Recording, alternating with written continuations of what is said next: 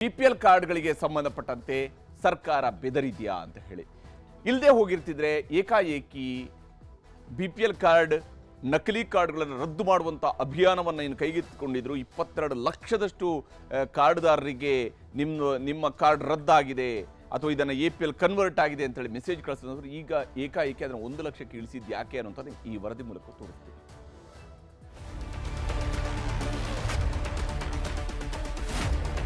ಅವಾಗ ಲಂಚ ತಗೊಂಡು ಕೊಟ್ಟಿದ್ದೀರಾ, ಈಗ ಲಂಚ ಬರ್ತಾ ಇಲ್ಲ ಅಂದ್ಬಿಟ್ಟು ರದ್ದು ಮಾಡಕ್ಕೆ ಕೊಟ್ಟಿದ್ದೀರಾ.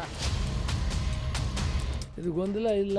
ಕೇಂದ್ರ ಸರ್ಕಾರದ ಗೈಡ್ಲೈನ್ಸಲ್ಲಿ ಇದನ್ನೆಲ್ಲ ಪರಿಷ್ಕರಣೆ ಮಾಡುವಂಥದ್ದು ಕಾನೂನುಬದ್ಧವಾಗಿ ಮಾಡಿದ್ದೀವಿ. ರಾಜ್ಯದಲ್ಲಿ BPL ಕಾರ್ಡ್ ರದ್ದು ಜಟಾಪಟಿ ಜೋರಾಗಿದೆ. ಕೂಲಿ ಕಾರ್ಮಿಕರು, ಕಡುಬಡವರು, ಕೃಷಿಕರ ಕಾರ್ಡ್ಗಳೇ ಕ್ಯಾನ್ಸಲ್ ಆಗಿವೆ. ಲಕ್ಷ ದುಡಿಯೋರಿಲ್ಲ, ತೆರಿಗೆ ಪಾವತಿಸುವವರಂತೂ ಮನೆಯಲ್ಲಿ ಇಲ್ಲವೇ ಇಲ್ಲ. ಆದರೂ ನಮ್ಮ ಮನೆ BPL ಕಾರ್ಡ್ ರದ್ದಾಗಿದೆ ಅಂತ ಬಡವರು ಕಣ್ಣೀರು ಹಾಕ್ತಿದ್ದಾರೆ. ಗ್ಯಾರಂಟಿಗಳನ್ನು ಕೊಟ್ಟು ಅಕ್ಕಿ ಕಿತ್ಕೊಳ್ತಿದೆ ಅಂತ ಸರ್ಕಾರದ ವಿರುದ್ಧವೂ ಜನಾಕ್ರೋಶ ದಿನೇ ದಿನೇ ಹೆಚ್ಚಾಗ್ತಿದೆ.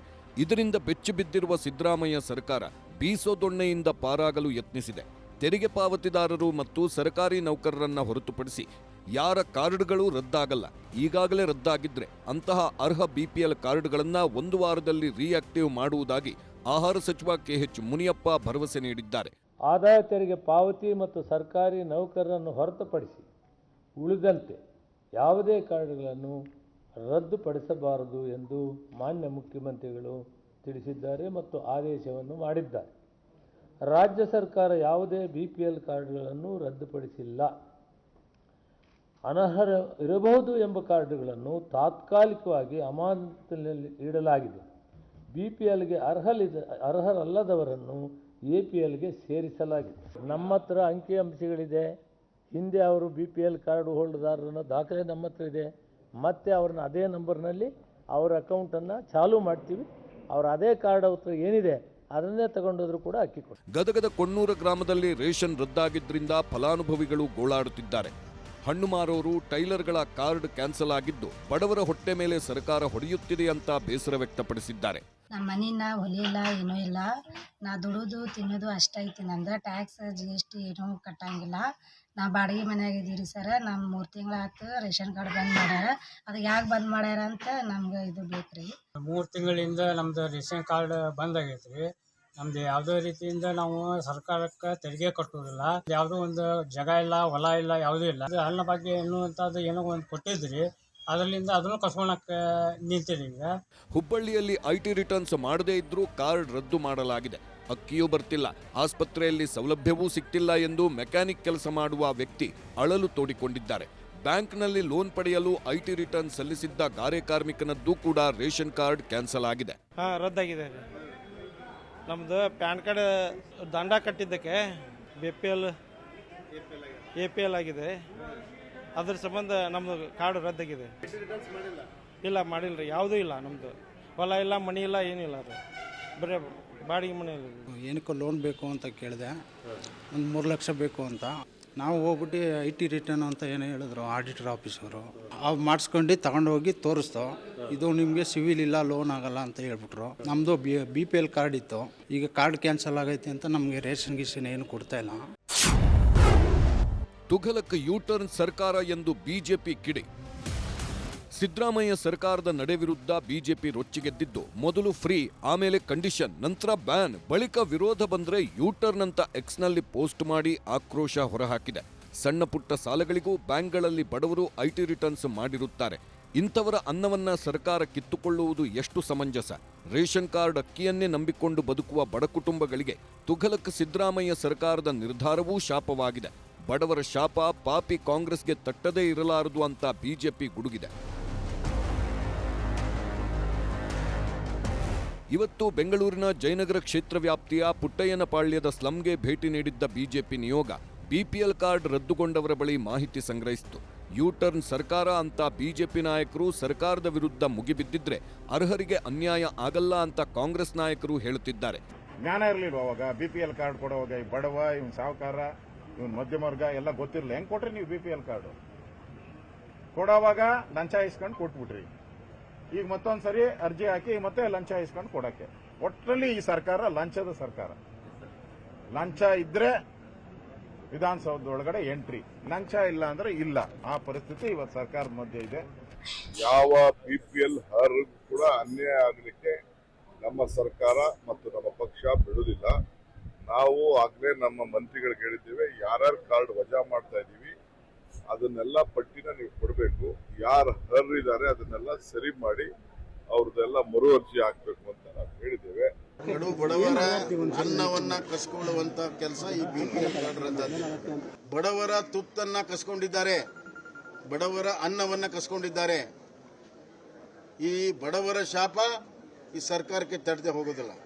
ಇದ್ರ ವಿರುದ್ಧ ಜನ ಆಂದೋಲನ ನಾವು ಮಾಡ್ತೀವಿ. ಅವ್ರು ಮೊದಲು ಕೇಂದ್ರ ಸರ್ಕಾರನ ಕೇಳಬೇಕು.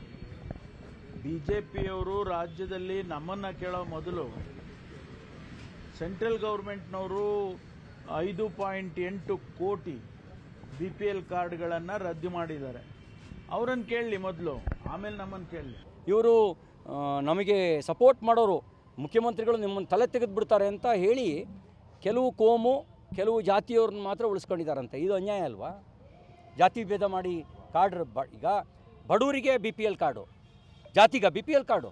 ಕೆಲವು ಕಡೆ ಎಲ್ಲೆಲ್ಲಿ ಸಮಸ್ಯೆ ಅದನ್ನು ಬಗೆಹರಿಸ್ಕೊಳ್ಳೋಣ ಹೊರತು ಯಾರೋ 10 ಜನ ಹೇಳಿದ್ದಕ್ಕೆ ವಿರೋಧ ಪಕ್ಷದವರು ಅದಕ್ಕೆ ಎಲ್ಲ ಅದು ಕುಮ್ಮಕ್ಕು ಕೊಟ್ಟು ಗೊಂದಲ ಸೃಷ್ಟಿಯಾಗಲಿ, ಇನ್ನೂ ಇದಕ್ಕೆಲ್ಲ ಸಮಸ್ಯೆಗಳು ಉದ್ಭವ ಆಗಲಿ ಅಂತ ಅವ್ರ ಕುಮ್ಮಕ್ಕಿಗೆ ಎಲ್ಲರೂ ಈ ಥರ ಕೇಳ್ತಾರೆ ಅಂತ ಏನಲ್ಲ. ಅದು ಕೆಲವು ಕಡೆ ಇರ್ಬೋದು, ಜೆನ್ಯೂನ್ ಆಗಿ ಸಮಸ್ಯೆ ಆಗಿದೆ, ಸರಿಪಡಿಸೋಣ.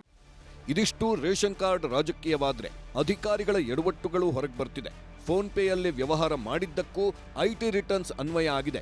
ಸರ್ಕಾರದಿಂದ ತಪ್ಪು ಆಗಿದೆ, ಪರಿಶೀಲಿಸಿ ಕ್ರಮ ಕೈಗೊಳ್ಳುತ್ತೇವೆ ಅಂತ ಕರ್ನಾಟಕ ರಾಜ್ಯ ಆಹಾರ ಆಯೋಗದ ಅಧ್ಯಕ್ಷ ಡಾಕ್ಟರ್ H. ಕೃಷ್ಣ ಹೇಳಿದ್ದಾರೆ. ಯಾರು ಬಡವರು ನಿಜವಾಗಿ ಅವ್ರ ಇನ್ಕಮ್ ಇಲ್ಲ, ಬಟ್ ಈ ಟ್ರಾನ್ಸಾಕ್ಷನ್ ಎಲ್ಲ ಅವ್ರು ಗೊತ್ತಿದ್ದೇನೋ ಈ ಫೋನ್ ಪೇನಲ್ಲಿ ಮಾಡ್ತಾ ಬಂದ್ಬಿಟ್ಟಿದ್ದಾರೆ. ತಗೊಳ್ಳೋದು, ಮಾಡೋದು, ಕೊಡೋದು, ಬಿಡೋದು. ಹಾಗಾಗಿ ಅವ್ರದ್ದು ಎಲ್ಲರನ್ನೂ IT ಪೇಯರ್ಸ್ ಅಂತ ಡಿಕ್ಲೇರ್ ಮಾಡಿದ್ದಾರೆ. ಅದೆಲ್ಲ ತಪ್ಪು ನಡೆದಿದೆ. ಅದನ್ನು ಫೈಂಡ್ ಔಟ್ ಮಾಡಿ ನಾವು ಅವ್ರನ್ನ ಮಾತ್ರ ಎಕ್ಸ್ಕ್ಲೂಡ್ ಮಾಡಬೇಕು ಅಂತ ಒಂದು ರೀಕನ್ಸಿಡರ್ ಮಾಡ್ತಾ ಇದ್ದೀವಿ. ರಾಜ್ಯದಲ್ಲಿ ಒಟ್ಟು 1,24,97,088 BPL ಕುಟುಂಬಗಳಿವೆ. ಈ ಪೈಕಿ 68,017 ಕಾರ್ಡ್ಗಳನ್ನು ಸರ್ಕಾರ ರದ್ದು ಮಾಡಿದೆ. ಕೇಂದ್ರ ಸರ್ಕಾರದ ಮಾನದಂಡಗಳ ಪ್ರಕಾರ BPL ಕಾರ್ಡುಗಳನ್ನು ರದ್ದು ಮಾಡಲಾಗ್ತಿದೆ ಅಂತ ಸರ್ಕಾರ ಹೇಳ್ತಿದೆ. ಆದರೆ ಅರ್ಹರು ಕಾರ್ಡ್ ಕಳೆದುಕೊಂಡು ಕಣ್ಣೀರು ಹಾಕ್ತಿದ್ದಾರೆ. ಇದಕ್ಕೆ ಸರ್ಕಾರ ಯಾವ ರೀತಿಯ ಕ್ರಮ ಕೈಗೊಳ್ಳುತ್ತೋ ಗೊತ್ತಿಲ್ಲ. ಆದರೆ ಆಪರೇಷನ್ BPL ಕಾರ್ಡ್ಗೆ ಕೈ ಹಾಕಿ ಸರ್ಕಾರ ಸಂಕಷ್ಟಕ್ಕೆ ಸಿಲುಕಿರೋದಂತೂ ಸತ್ಯ. Bureau report, news 18.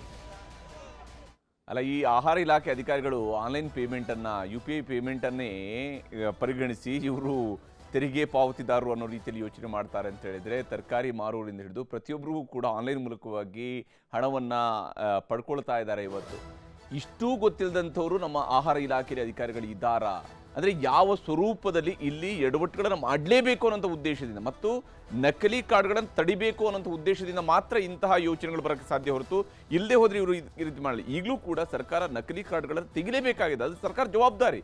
ಇಲ್ಲದೆ ನಕಲಿ ತೆಗೆಯೋದಕ್ಕೆ ಹೋಗಿ ಅಸಲಿಯವರದ್ದು ಕೂಡ ಕಾರ್ಡ್ಗಳನ್ನು ತೆಗೆಯೋದ್ರ ಮೂಲಕವಾದ್ರ ಉದ್ದೇಶ ಇಷ್ಟೇನೆ, ನಕಲಿ ಕಾರ್ಡ್ಗಳನ್ನು ಪ್ರೊಟೆಕ್ಟ್ ಮಾಡಬೇಕು ಅಂತೇಳಿ. ಆ ಕೆಲಸವನ್ನು ಸರ್ಕಾರ ನಿಜಕ್ಕೂ ಕೂಡ ತಡಿಬೇಕಾಗಿದೆ. ಆಹಾರ ಇಲಾಖೆ ಅಧಿಕಾರಿಗಳ ವಿಚಾರದಲ್ಲೂ ಕೂಡ ಸರ್ಕಾರ ಎಚ್ಚರಿಕೆಯನ್ನು ವಹಿಸಬೇಕು. ಸಚಿವರು ಎಲ್ಲ ಜವಾಬ್ದಾರಿ ತಂದೆ, ಗೊಂದಲಕ್ಕೆಲ್ಲ ನಂದೇ ಜವಾಬ್ದಾರಿ ಅಂತ ಹೇಳಿದ್ರೆ ಆಗಲ್ಲ. ನಿಮ್ಮ ಜವಾಬ್ದಾರಿ ಇದ್ದೇ ಅಂತೇಳಿ ಆದರೆ ಈ ಸರ್ಕಾರದ ಅವಧಿಯಲ್ಲಾದರೂ ನಕಲಿ ಕಾರ್ಡ್ಗಳನ್ನ ಸಂಪೂರ್ಣ ತೊಡೆದು ಹಾಕುವಂತಹ ನಿಟ್ಟಿನಲ್ಲಿ ಕೆಲಸವನ್ನು ಮಾಡಬೇಕಾಗತ್ತೆ. ನಕಲಿ ಕಾರ್ಡ್ಗಳನ್ನ ತೊಡೆ ಹಾಕಿದರೆ ಯಾರೂ ಕೂಡ ಯಾವುದೇ ರೀತಿಯಾದಂಥ ಅಪಸ್ವರವೂ ಬರೋಕ್ಕೆ ಚಾನ್ಸ್ ಇಲ್ಲ, ಯಾವುದೇ ರೀತಿಯಿಂದ ವಿರೋಧ ವ್ಯಕ್ತ ಆಗೋದಕ್ಕೂ ಕೂಡ ಚಾನ್ಸ್ ಇರೋದಿಲ್ಲ ಅನ್ನುವಂಥದ್ದು ಕೂಡ ಅಷ್ಟೇ ವಾಸ್ತವ. ಇನ್ನು ಇದರ ನಡುವೆನೇ ಬಹುಮತದ ಕಾಂಗ್ರೆಸ್ ಸರ್ಕಾರ ಶೇಕ್ ಆಗ್ತಿದೆಯಾ ಅನ್ನುವಂಥ ಅನುಮಾನವೂ ಕೂಡ ಶುರುವಾಗಿದೆ. ಯಾಕಂದರೆ ಸರ್ಕಾರ ಇರಲ್ಲ ಅನ್ನುವಂತಹ ವಿಪಕ್ಷಗಳ ಮಾತು ನಿಜವಾಗ್ತಾ ಇದೆಯೇನೋ ಅನ್ನುವಂಥ ರೀತಿಯಲ್ಲಿನೇ ರಾಜ್ಯದ ಕರ್ನಾಟಕದ ಗೃಹ ಸಚಿವರು ಹೇಳ್ತಾ ಇರುವಂತಹ ಮಾತುಗಳನ್ನು ಗಮನಿಸಿದರೆ ಯಾವಾಗ ಏನಾಗುತ್ತೋ ಗೊತ್ತಿಲ್ಲ ಅಂತ ಹೇಳ್ತಿದ್ದಾರೆ ಅವರು. ಪರಮೇಶ್ವರ್ ಅವರು ಮಾತನಾಡ್ತಾ ಹೇಳಿರುವಂತಹ ಮಾತಿದು, ಬೇರೆನ್ಯಾರು ಹೇಳಿರುವಂತಲ್ಲ. ಈ ಸರ್ಕಾರ ದೀಪಾವಳಿ ನಂತರ ಇರಲ್ಲ, ಈ ಸರ್ಕಾರ ಸಂಕ್ರಾಂತಿ ನಂತರ ಇರಲ್ಲ, ಈ ಸರ್ಕಾರ ಯುಗಾದಿ ನಂತರ ಇರಲ್ಲ ಅಂದರೆ ಪ್ರತಿಪಕ್ಷಗಳು ಹೇಳ್ಬೋದು. ಆದರೆ ಆಡಳಿತ ಪಕ್ಷದ, ಅದರಲ್ಲೂ ಗೃಹ ಸಚಿವರು ನಂಬರ್ 2 ಪೊಸಿಷನ್ ಇರುವಂಥವ್ರು, ಅವರು ಹೇಳ್ತಾ ಇರ್ತಾರೆ ಮೈಸೂರಲ್ಲಿ ಕಾಂಗ್ರೆಸ್ ಕಚೇರಿ ಕೆಲಸ ಬೇಗ ಮುಗಿಸಿ, ಈಗಿನ ರಾಜಕೀಯದಲ್ಲಿ ಮುಂದೆ ಏನಾಗುತ್ತೋ ಗೊತ್ತಾಗೋದಿಲ್ಲ, ನಮ್ಮ ಸರ್ಕಾರ ಇದ್ದಾಗಲೇ ಕೆಲಸವನ್ನು ಆದಷ್ಟು ಬೇಗ ಮುಗಿಸಬೇಕು ನಾವು ಅನ್ನುವಂಥದ್ದನ್ನ ಖುದ್ದು ಡಾಕ್ಟರ್ ಜಿ ಪರಮೇಶ್ವರ್ ಅವರು ಹೇಳ್ಕೊಂಡಿದ್ದಾರೆ. 15 ಕೋಟಿ ರೂಪಾಯಿಗೆ ಕಾಂಗ್ರೆಸ್ ಪಕ್ಷದ ಕಟ್ಟಡ ನೀವು ಮಾಡಬೇಕು ಅಂತ ಹೊರಟಿದ್ದೀರಲ್ಲ, ಇದಕ್ಕೂ ನಿಮಗೆ ಅಭಿನಂದನೆಯನ್ನು ಹೇಳ್ತೇನೆ. ಆದಷ್ಟು ಶೀಘ್ರವಾಗಿ ಫೌಂಡೇಶನ್ ಹಾಕ್ಬಿಡಿ. ಯಾಕೆಂದರೆ ಈಗ ಹೇಳೋಕ್ಕಾಗೋದಿಲ್ಲ ಹೆಂಗೆ ಏನೇನು ರಾಜಕೀಯದ ಪರಿಸ್ಥಿತಿಗಳು ಆಗ್ತವೆ ಅಂತ ಗೊತ್ತಿಲ್ಲ. ಆದ್ದರಿಂದ ನೀವು ಖಂಡಿತವಾಗಿ ಆದಷ್ಟು ಶೀಘ್ರವಾಗಿ ಕಟ್ಟಡದ ಶಂಕುಸ್ಥಾಪನೆ ಮಾಡಿ ಆದಷ್ಟು ಬೇಗ ನಮ್ಮ ಸರ್ಕಾರ ಇರುವಾಗ ಮುಗಿಸ್ಬಿಟ್ರೆ ಭಾಳ ಚೆನ್ನಾಗಿರುತ್ತೆ ಅಂತೇಳಿ ಇಬ್ಬರು ಅಧ್ಯಕ್ಷರಿಗೆ ನಾನು ಹೇಳೋದಕ್ಕೆ ಬಯಸಿದೆ. ಅಂದರೆ ನಮ್ಮ ಸರ್ಕಾರ ಇರುವಾಗಲೇ ಇದೆಲ್ಲ ಆದಷ್ಟು ಬೇಗ ಮುಗಿಸ್ಬೇಕು, ಕಾಂಗ್ರೆಸ್ ಕಚೇರಿಯನ್ನು ಕಟ್ಟಿಸಬೇಕು ಅಂತ ಹೇಳ್ತಾ ಇದ್ದಾರೆ. ಅಂದರೆ ಸರ್ಕಾರ ಇರಲ್ಲ ಅನ್ನೋ ಅನುಮಾನ ಖುದ್ದು ಗೃಹ ಸಚಿವರಿಗೆ ಬಂದಂಗಿದೆ. ಮತ್ತು ಈಗಿನ ರಾಜಕೀಯ ಬೆಳವಣಿಗೆಯಲ್ಲಿ ಏನಾಗುತ್ತೆ ಅಂತ ಗೊತ್ತಿಲ್ಲ ಅಂತ ಹೇಳಿದರೆ ಸರ್ಕಾರನೇ ಉಳಿಯೋದಿಲ್ವಾ ಅನ್ನುವಂಥ ಅನುಮಾನವೂ ಕೂಡ ಬರ್ತಾ ಇರುತ್ತೆ.